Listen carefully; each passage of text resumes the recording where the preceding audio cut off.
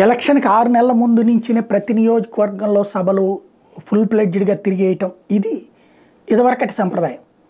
రాజశేఖర్ రెడ్డి ఉన్నా, చంద్రబాబు ఉన్నా, ఎన్టీఆర్ ఉన్నా, అట్లాగే ఈవెన్ కిరణ్ కుమార్ రెడ్డి ఉన్నా కూడా చేసినటువంటి పని. బట్ రాజకీయ రూల్స్ మార్చేస్తున్నాడు ఇవాళ జగన్మోహన్ రెడ్డి. ఇప్పటికీ చంద్రబాబు నాయుడు ప్రతి చోట కూడా ఎన్నికల టైంలోనే కదా తిరిగింది, పర్యటనలు విపరీతంగా కార్యక్రమాలు చేసి వచ్చింది. ఇప్పుడు రాకదలరా సభలు కూడా దాదాపుగా ప్రతి పార్లమెంటు నియోజకవర్గ పరిధిలో తిరగటం ఇదంతా. అట్లాగే లోకేష్ పాదయాత్రలు వరుసగా విపరీతంగా జనంలో తిరుగుతూ ఉంటే, సభలు పెడతా ఉంటే జగన్మోహన్ రెడ్డి వచ్చేటప్పటికి కంప్లీట్ రివర్స్ ఆ రూల్స్ని బ్రేక్ చేశాడు. అంటే ఇది ఒక అనధికారిక సంప్రదాయంగా సాగుతుంటే రివర్స్లో ఇతను చేస్తుంది ఏంటి, ఓ 2-3 లక్షల మందితో ఓ సభలు పెట్టడం.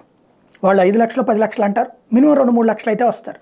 ఆ స్థాయిలో గ్యాదరింగ్ ప్రతి సచివాలయ పరిధి నుంచి 7 చొప్పున అక్కడికి వెళ్ళేటట్టు బస్సులు ఏర్పాటు చేయడం, తీసుకెళ్ళటం, మళ్ళీ తీసుకురావడం. ఆ ఎమ్మెల్యేలు అది మానిటర్ చేసుకునేటటువంటి వ్యవస్థ.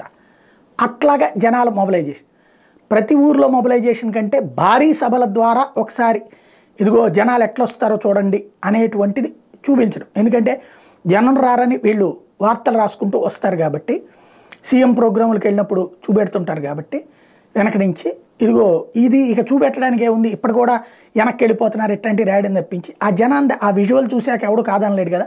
ఆ టైప్లో ప్రొజెక్ట్ చేసేటటువంటి సిస్టమ్ని ఇప్పుడు జగన్ చేసుకెళ్తున్నాడు.